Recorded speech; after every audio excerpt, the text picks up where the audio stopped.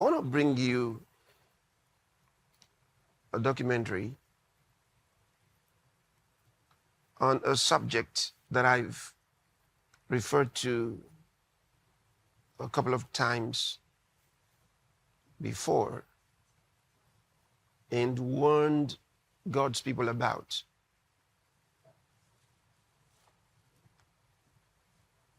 Because you have to understand the kind of deception that's out there in the world today.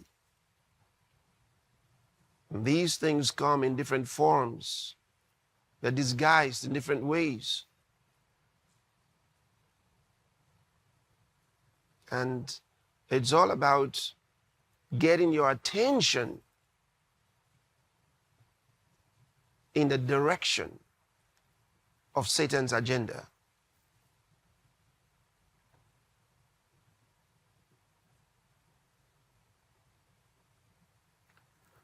So before we go into today's discussion on the blessing of Abraham,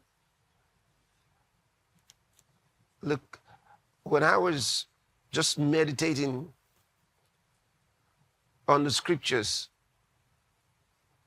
I was hoping, I said, oh Lord, can I really sit down today? Because even there, going through those scriptures, I was exploding inside. I thought, hope I'll be able to sit down. So I'm really going to try my best to be gentlemanly sitting down here. Just it's so much. It's so much. So much. God's word is so much. So we'll get into that shortly. Now let's watch this untold truth about yoga and massages. Those of you that love to get massages, watch this. I was practicing yoga. I was under the guidance of a spiritual guru. I was doing Ayurveda. I was completely in this mystical world, but still claiming Christianity. And God said no. I was a certified yoga instructor with hundreds of hours of training. And it was my passion. My passion was healing. My passion was helping people heal. And little did I know I was deceived, and not until I was saved by Jesus Christ. Our world has been deceived for so long, for many years. This is the reason you find that the people who are trying to get cured of a certain condition, but the treatment perpetuates the condition, and they don't know it.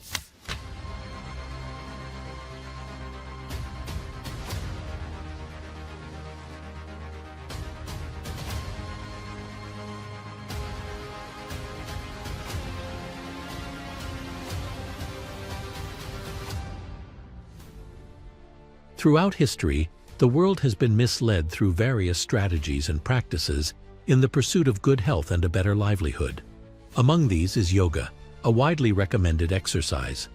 However, many unknowingly Yoked with the universal consciousness. It's all about merging your soul with the universal consciousness. Yoga is a Hindu ritual.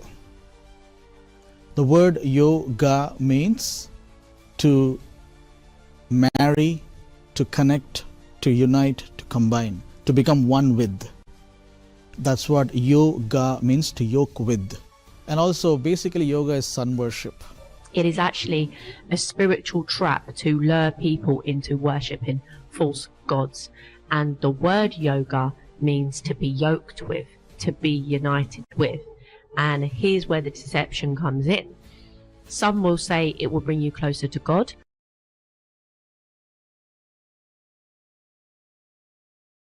Demonic spirits. Absolutely. You know, these are subliminal messages. So they've got to go through a certain religious inclination to give us some exercise. Here's where you have to be wise as a child of God. You know, some of these things look harmless, but just so you know how these things play out. So they hijack the exercises, call them yoga, and yoga has a connotation to a certain religious background. Well, first of all, this is idolatry, because those religions. So who are they actually worshiping? They're worshiping demons. This is the biggest sin of the Old Testament, and I would say of the New Testament. When did God get really fired up at his people? When they worship false gods. You can't separate yoga and Hinduism. You can't separate, yeah. So which means then that whether intend to or otherwise, you've got Christians practicing Eastern mysticism, Yeah. what we would call Hindu worship. They may say what they want, Yeah. but ultimately that's what they're participating in. Now, most people going to yoga studios doing yoga have no idea about this, nor do they have any really desire to do that. They're mostly there for physical exercise, for, you know, mental health and something beneficial to their life, to just stay healthy and stay flexible, which are all great things. But the thing is, you are pursuing that under a greater covering, under a greater mission of yoga, which is completely anti-biblical, completely anti-Christian, and will actually end up in extreme demonization. They don't tell you that. And so they say, oh, it's normal, it's just exercise. Why do you give it that particular name? Yoga has become very popular, and the world has done a great job of marketing it as an exercise. Research shows that tens of thousands of people around the world, including Christians, now practice the exercise. There is nothing wrong with physical exercise, but these positions are teaching postures with a spiritual purpose. The true religion of yoga is much more than just stretching.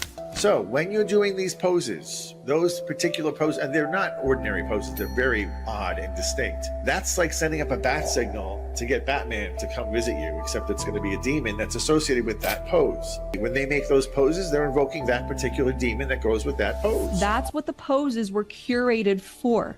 They were curated to honor false gods, and not only honor false gods, but invite and to yoke with false gods. Poses and sequences to worship the sun, to worship specific gods like Shakti and Shiva and Ganesha. And So yoga stretches are not just regular stretches. The stretch in yoga, each stretch has a meaning to it. So for example, there's a pose called warrior pose, warrior 1, 2, and 3, okay? So in the warrior pose, the person stretches in certain angles. What they're doing is basically they are doing the act of beheading, which happens in Hindu mythology. That's one example. Okay. So the stretches have meaning, and the stretches have to be done in a certain sequence. You can't change the sequence. They have to be done in a certain sequential order in order to play out the Hindu story or the Hindu mythology.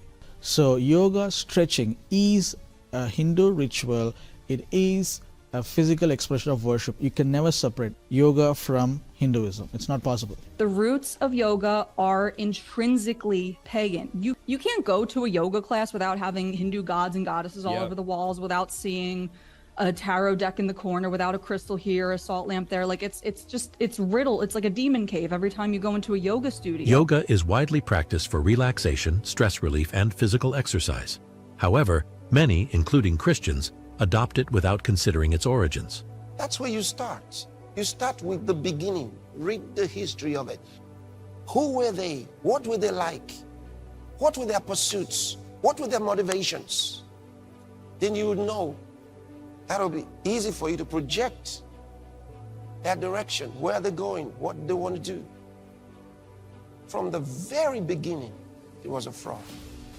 Yoga's roots trace back thousands of years in ancient India.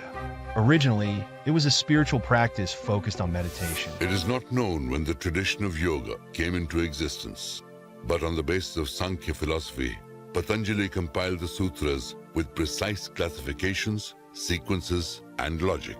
Ancient Indians had applied a unique technique for seeking knowledge. Here, the experimentation, testing, and observation were not performed externally, but inside the human body and mind. The process of concentrating the Chitta consciousness is yoga. Therefore, yoga in India left its mark on many philosophies, arts, and sciences.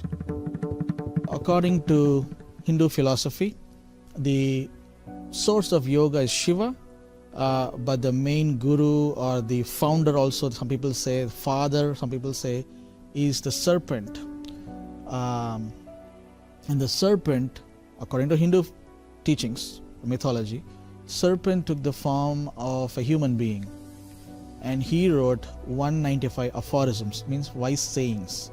So all of yoga will fit into that 195 wise sayings that supposedly this wise serpent wrote, and that is the foundation of all yoga practice. So if I'm a Christian and I'm reciting, let's say, Psalm 23 or Psalm 91, and I keep doing yoga stretches, then the stretches, I'm attributing it to serpent and the source Shiva. So it's got to have some root from somewhere. Then the next thing you know is you are having to say some words that you don't even know the meaning. You have to recite those words. Now you're talking to demons and you don't know. And there's a lot of people right now being demonized doing Christian yoga, having yoga at the church. And like I had a pastor one time like, why are you talking about yoga? We have yoga at the church. And I'm like, dude, if you're having yoga classes at your church, you need to shut down your church. You are literally opening up a demonic portal, a demonic realm. So in our world today, we have to pray. See, I've told you what Satan does is he takes the good intentions of men and he forms evil things out of them, takes advantage of them and lures them into evil. And Jesus called Satan a murderer. Doctors now recommend yoga to their patients, and the United Nations has even introduced it to children in schools and colleges. On social media, over 60 million daily posts are related to yoga.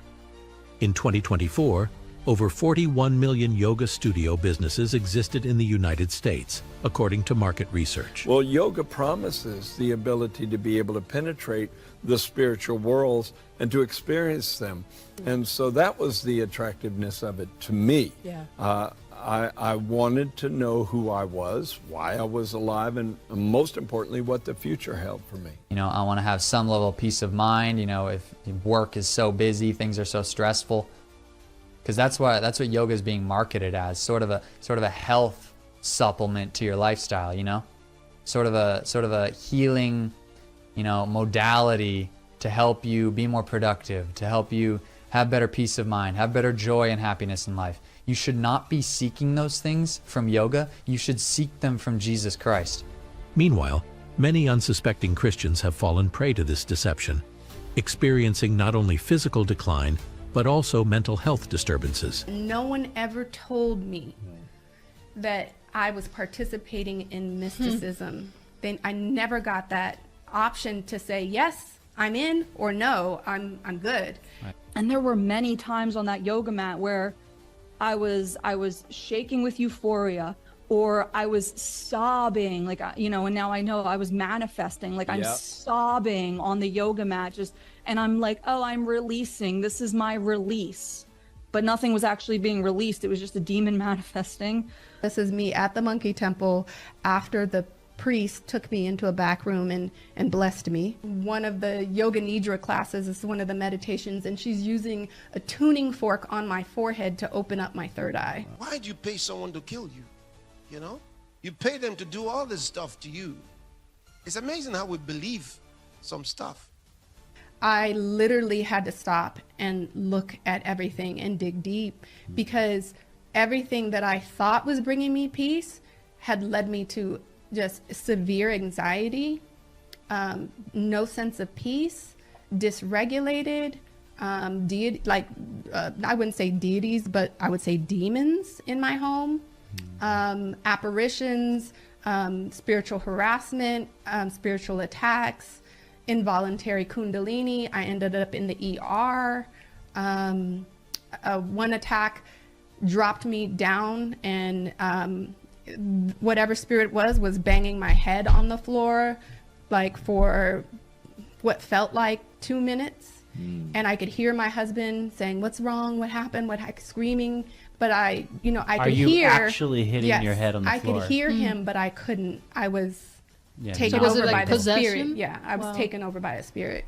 Remember what he says, my people are destroyed for the lack of knowledge. My people, God said so. He says, my people are destroyed for the lack of knowledge. Yoga is not just the only trap created to lure people into the worship of false gods and cause damage to people. There are other deceptive practices, and one of these includes the spa and massages. You got a pain, it's a massage it. No! You worsen it. Don't let anybody fool you with those spas and massages. Don't let them fool you. That is dangerous to health. A lot of people don't know where their pains came from. All the massaging they did to your neck and your hands and your feet and your back and all of that, tearing of the muscles, a lot of impact. Not good for you. Not good for you. At the moment, you feel it. It's like it's nice. At the moment.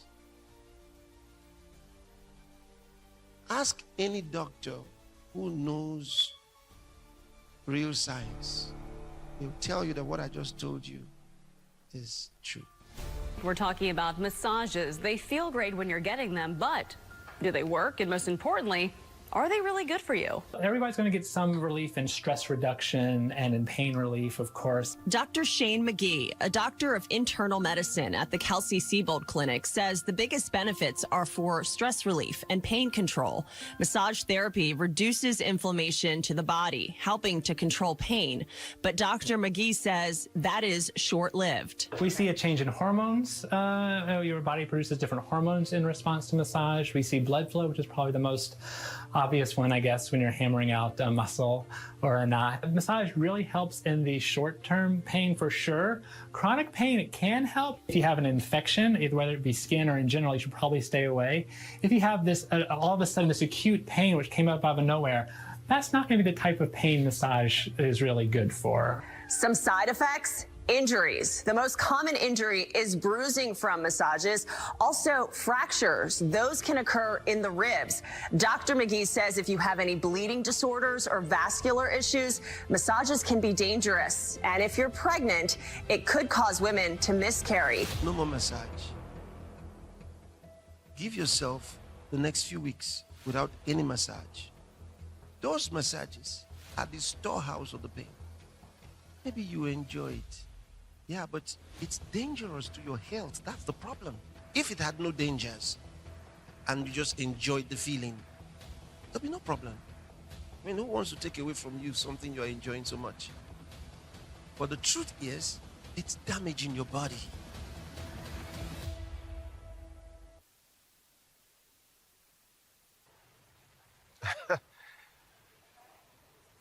I hope you heard it. You may enjoy it for the moment, but at the end, you'll be a customer to the doctors. Not good. And what's even worse is the first part of that video, the yoga, the idolatry in yoga. And many don't realize what's happening to them. So they're not mere exercises. They're positions of demons. Listen, I cast out demons. I've been ministering to people for many years, and I've dealt with a lot of demon-possessed people, demon-oppressed people, and demon-obsessed people.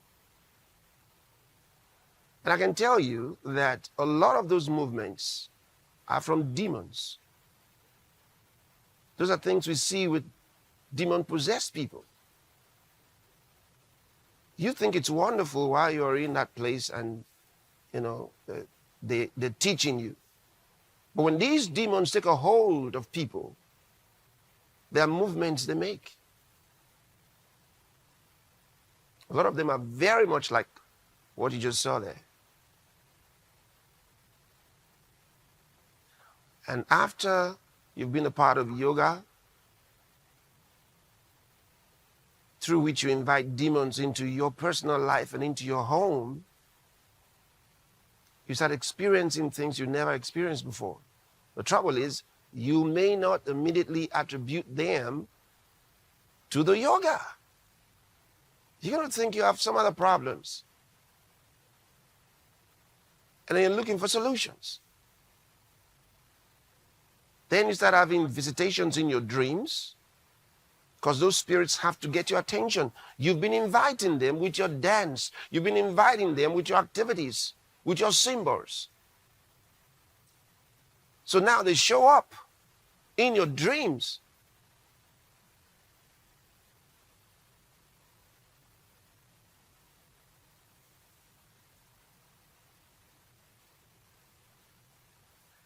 You have to be careful.